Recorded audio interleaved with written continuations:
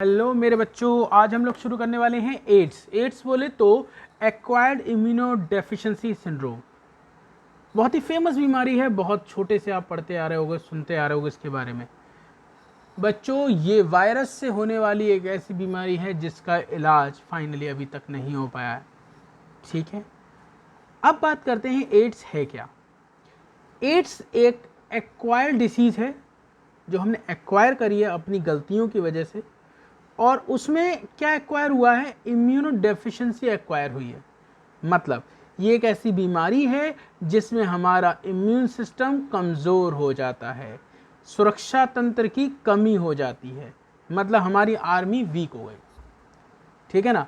Ads, हम basically ads की वजह से नहीं मर रहे हैं, हमारा इम्यून सिस्टम एड्स की वजह से कमज़ोर हो रहा है और उसकी वजह से और कई सारी बीमारियां हमें लग जाएंगी और हम अल्लाह मियां को प्यारे हो जाएंगे। क्या इतनी बात समझ में आती है? आगे बढ़ें।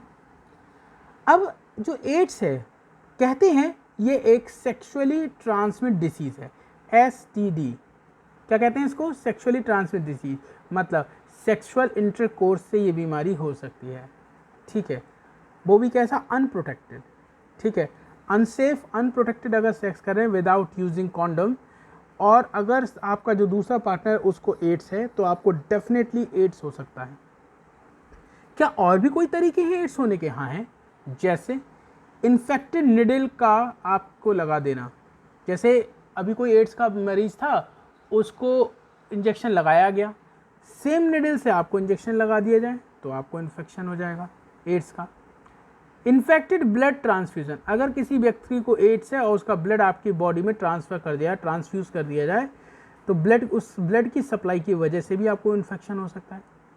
और ये तो बताई दिया अनसेफ सेक्सुअल कॉन्टैक्ट, मतलब बिना कॉन्डम के सेक्स करने से भी एड्स हो सकता है। हाँ, दूसरे पार्टनर को एड्स होगा तभी, ये नहीं है कि किसी से भी हो जाए। ठीक है, ये बात समझ आ रही है। तो एड्स बहुत ही खतरनाक बीमारी है, इसमें आपका इम्यून सिस्टम कमज़ोर हो जाता है। कैसे ये काम करता है वो तो हम अभी अगली वीडियो में देखेंगे। फिलहाल अभी आगे बढ़ते हैं। पहली बार एड्स का केस रिपोर्ट हुआ था इन USA 1981 में। 1981 में होमोसेक्सुअल थे, उनके अंदर, USA में होमोसेक्सुअल थे, उनके अंदर पहली बार एड्स देखा गया।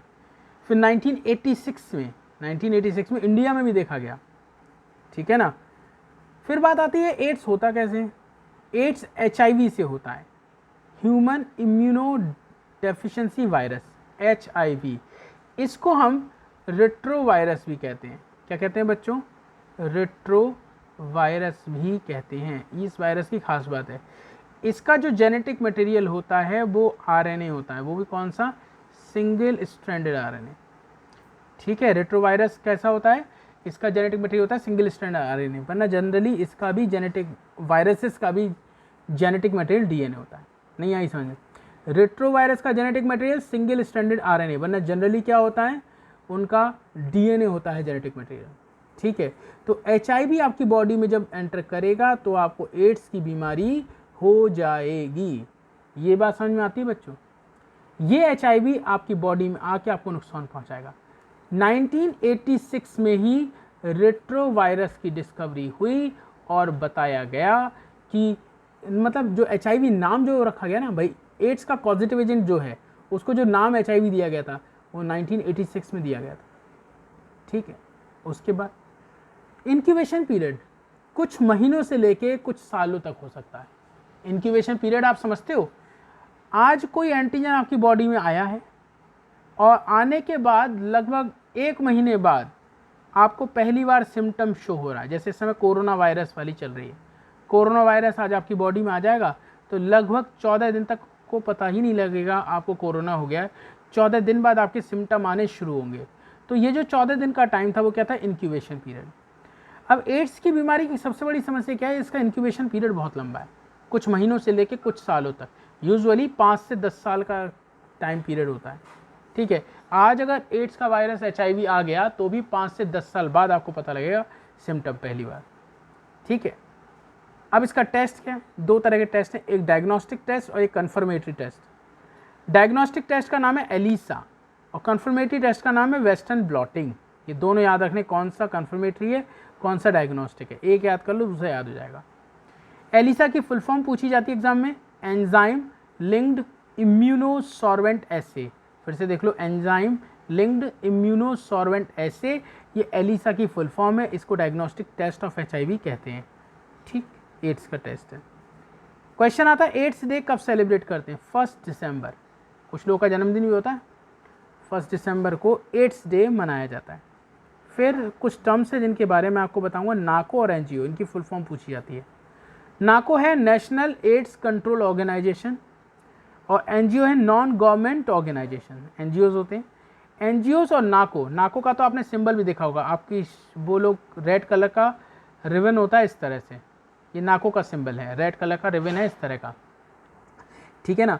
तो ये जो है ये एड्स के रिगार्डिंग लोगों में अवेयरनेस फैलाते हैं। जैसे आज लोग कोरोना के रिगार्डिंग अवेयरनेस फैला रहे हैं, precaution is better than cure, वैसे ही इसके साथ भी यही कंडीशन है। एड्स के रिगार्डिंग, प्रिकॉशन के रिगार्डिंग आपको जानकारी दी जाती है इन ऑर्गेनाइजेशन के थ्रू, नॉन गवर्नमेंट ऑर्गेनाइजेशन और नाको।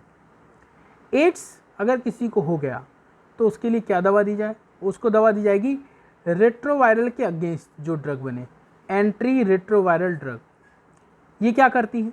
होता क्या है, जो रेट्रोवायरस है उसका जेनेटिक मटेरियल होता है सिंगल स्ट्रैंडेड RNA, और ये हम पर जब अटैक करेगा तो हमारी सेल में आकर अपने आप को DNA में कन्वर्ट कर लेगा। समझ में आई? जो रेट्रोवायरस का जेनेटिक मटेरियल है वो क्या है? RNA। ये RNA हमारी बॉडी में जब आता है तो अपने आप को DNA में कन्वर्ट कर लेता है, और RNA से DNA के बनने के प्रोसेस का नाम होता है रिवर्स ट्रांसक्रिप्शन। क्या? रिवर्स ट्रांसक्रिप्शन एक प्रोसेस है जिससे RNA से DNA बनता है। किसमें? HIV के केस में।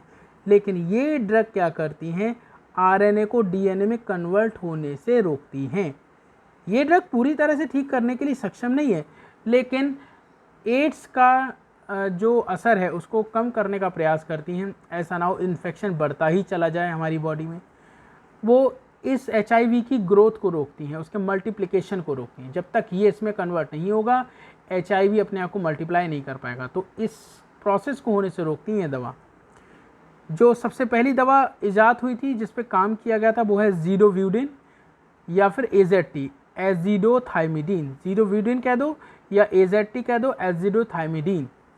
ठीक है। इसके अलावा नेविरैपिन भी इस्तेमाल करी जाती है। ठीक है। जैसे कोई फीमेल है, वो प्रेग्नेंट है और उसको एड्स है, तो ये दवा उसको दी जाएगी जिससे उसके बच्चे में एड्स का असर ना पहुँचे। ठीक है ना। इसीलिए प्रेग्नेंट लेडी का एड्स का भी टेस्ट बच्चों होता है। ये वाली बात समझ में आ रही है? नहीं आई? तो ये हो गया आपका एंट्री रिट्रोवायरल ड्रग। लेकिन इसमें एक समस्या है, ये ड्रग रेड बोन मैरो को डिस्ट्रक्ट कर देती है। ठीक है। उसकी वजह से क्या होता है? RBC का काउंट कम हो जाता है, और RBC का काउंट कम होने से एनीमिया हो जाएगा। ये इसके साइड इफ़ेक्ट है। कई बार ऐसा भी होता है कि वायरस अपने अंदर एडेप्टेबिलिटी डेवलप कर लेता है, वो रेजिस्टेंस डेवलप कर लेता है इन ड्रग के लिए। तो जब ये दवा काम नहीं करती, कुछ और भी दवाइयाँ हैं जो इनकी जगह पे काम करी जाती हैं, जिनका इस्तेमाल होता है। ठीक है। तो ये आई होप समझ में आ गया, और इसके आगे बढ़ेंगे। तो बच्चों अब बात करेंगे मैकेनिज्म, एड्स होता कैसे। HIV वायरस, ये है HIV का वायरस। कैसे काम करता है वो समझिए।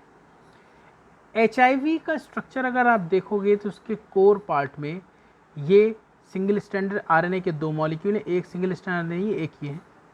इसके अलावा यहाँ पे रिवर्स ट्रांसक्रिप्टेज एंजाइम है, एक ये है, एक ये।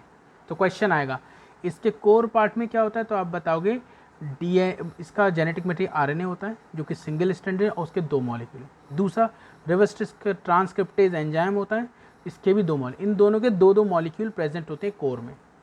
ठीक है। और इनके चारों तरफ एक प्रोटीन की कोटिंग होती है। इस प्रोटीन कोट को हम बोलते हैं P24। क्या बोलते हैं? P24। ये कोर है। तो क्या क्या हो गया, इसका जो कोर है, जो इसका कैप्सिड बना रहा है, इसका जो कोर है जो कैप्सिड बना रहा है प्रोटीन का है, वो P24 है। अंदर सेंटर पे आपके डबल स्ट्रैंड RNA के 2 मॉलिक्यूल, रिवर्स ट्रांसक्रिप्टेज एंजाइम के भी 2 मॉलिक्यूल होते हैं। अब P24 के बाहर एक और प्रोटीन का कोट है, उसे P17 बोलते हैं, P17। ठीक है। उसके बाहर ब्लू कलर की जो आपको दिख रही है, ये एक लिपिड की मेम्ब्रेन है, बाई लेयर कहते हैं, लिपिड की लेयर है ये, और उस पर जगह जगह पे स्पाइक्स दिख रहे हैं, किसके, प्रोटीन के स्पाइक दिख रहे हैं। प्रोटीन स्पाइक में जो ये हेड है उसका नाम है GP120, और जो उसका टेल है, जो उसका बेस है, उसे बोलते हैं GP41। ठीक है, तो ये हो गया HIV का स्ट्रक्चर।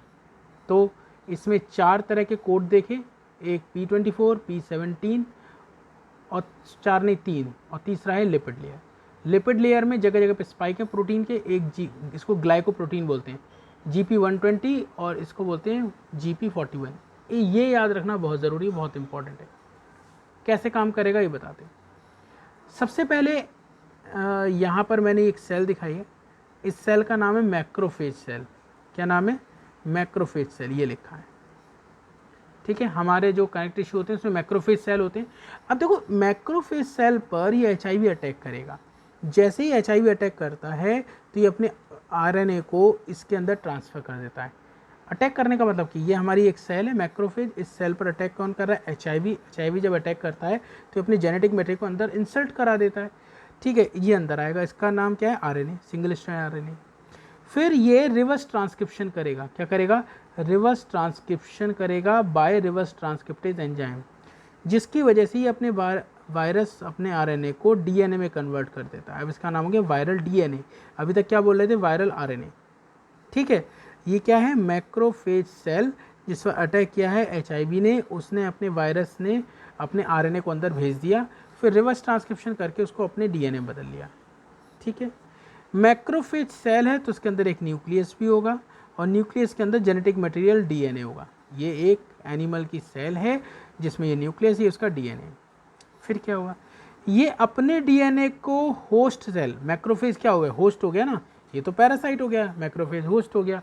तो HIV अपने DNA को मैक्रोफेज सेल के DNA के साथ इनकॉर्पोरेट कर देता है, मतलब अटैच कर देगा। Viral DNA incorporate into host DNA, ये इससे जोड़ देगा। जब जोड़ देगा तो इसकी जेनेटिक मशीनरी का इस्तेमाल करेगा और अपने नए नए DNA और RNA बनाएगा। ठीक है, इसकी वजह से इसके मल्टीपल RNA बन जाएंगे। अभी तक क्या था, एक RNA घुसेड़ा था और इसकी मशीनरी का इस्तेमाल करके बहुत सारे RNA बना लेगा। और जब बहुत सारे RNA बन जाएंगे तो भाई ये एक सेल है, सेल के अंदर प्रोटीन सिंथेसिस होती है, तो प्रोटीन भी बना लेगा, मतलब चारों तरफ का कोट भी बना लेगा। इसके DNA के साथ जुड़कर अपना DNA बनाएगा, फिर उससे RNA कन्वर्ट कर लेगा। भाई क्या करा, इसके साथ अपना DNA बनाया, फिर DNA से RNA बनाया, ये बन गया RNA। ठीक, दूसरा, इस सेल की वो मेटाबॉलिज्म का इस्तेमाल करके प्रोटीन बना लेगा और चारों तरफ का कोट तैयार कर लेगा। तो देखो, एक आया था, कई सारे बन गए, 3 बना के दिखाए मैंने, आया था एक, बन गए कई सारे। अब ये सारे के सारे मैक्रोफेज सेल से बाहर आएंगे और बाहर आने के बाद नई सेल पर अटैक करेंगे, और यूजुअली वो नई सेल क्या होती है, T4 लिम्फोसाइट। कौन सी होती है बच्चों, T4 लिम्फोसाइट। समझ में आ रहा है बच्चों, उस सेल का नाम होगा T4 लिम्फोसाइट। ये समझ में आ गया। अब T4 लिम्फोसाइट पे अटैक करेगा। अब ध्यान से सुनो, जैसे मान लो ये एक लिम्फोसाइट है, इसका नाम है T4। इस T4 लिम्फोसाइट पर एक रिसेप्टर प्रेजेंट होगा। क्या प्रेजेंट होगा, एक रिसेप्टर। उस रिसेप्टर का नाम है CD4। याद रखना है ये भाई, ये जो वायरस था HIV, पहले अपने आप को मल्टीप्लाई करेगा मैक्रोफेज में, यहाँ मल्टीप्लाई कर रहा है, अपना नंबर इंक्रीज कर रहा है, इसीलिए इसको फैक्ट्री ऑफ HIV भी कह रहे हैं। भाई फैक्ट्री मल्टीप्लिकेशन होता है ना, चीज़ें बढ़ाई जाती हैं, बनाई जाती हैं, तो यहाँ पर भी HIV बनना, ये तो हो गया फैक्ट्री। जब मैं यहाँ पर क्यों आया था, अपने आप को इंक्रीज करने आया था। अब क्या करेगा, ये हमारे T4 लिम्फोसाइट पर अटैक करेगा। ठीक है, और जब इस पर ये अटैक करेगा तो कैसे करेगा, इसका GP120 इस लिम्फोसाइट के CD4 रिसेप्टर से जुड़ जाएगा। इसका GP120 जो है इस तरह से ये जुड़ जाएगा। ठीक है, और इस सेल को ये डैमेज कर देगा, और अगर T4 लिम्फोसाइट को धीरे धीरे डैमेज करता चला जाएगा तो हमारा इम्यून सिस्टम कमज़ोर हो जाएगा। तो आपको क्या क्या याद रखना है, आपको याद रखना है इसके कोर में क्या होता है, 2 सिंगल स्ट्रैंड RNA। इसमें कौन सा एंजाइम होता है, रिवर्स ट्रांसक्रिप्टेज एंजाइम। कितने मॉलिक्यूल, 2। चारों तरफ कितने कोट है, 3। एक सबसे बीच वाला जो कोर है उसका नाम बताओ, तो कोर वाले का नाम है P24, या तो कोर पूछा जाएगा या कैप्सिड पूछा जाएगा, आंसर होगा P24। उसके बाहर P17, उसके बाहर GP120 और GP41 और लिपिड की लेयर। फिर पूछेंगे ये किस पे अटैक करेगा, ये अटैक करेगा मैक्रोफेज पे। क्यों करेगा? अपने आप को मल्टीप्लाई कराने के लिए। फिर जब ये मल्टीप्लाई हो जाएगा तो सेल से बाहर आ जाएगा। जब ये बाहर आएगा तो जरूरी नहीं सेल खत्म ही हो जाए, सेल सर्वाइव भी कर सकती है, खत्म भी हो सकती है। फिर बाहर आके किस पे अटैक करेगा? T4 लिम्फोसाइट पे। T4 लिम्फोसाइट में कौन से रिसेप्टर होते हैं? CD4। इसके CD4 से कौन अटैच होगा? HIV का GP120। तो इसका GP120 इसका CD4 आपस में अटैच हो जाएगा, जिससे क्या होगा? ये सेल डैमेज आएंगे और धीरे धीरे बहुत सारी हेल्पर T4 सेल को डैमेज करता चला जाएगा, T4 लिम्फोसाइट को डैमेज करता चला जाएगा, इम्यून सिस्टम कमज़ोर हो जाएगा, फिर हमें कोई भी बीमारी बहुत आसानी से हो सकती है। तो ये था हमारा HIV। इसके आगे हम बाद में पढ़ेंगे, आगे वीडियो में देखेंगे।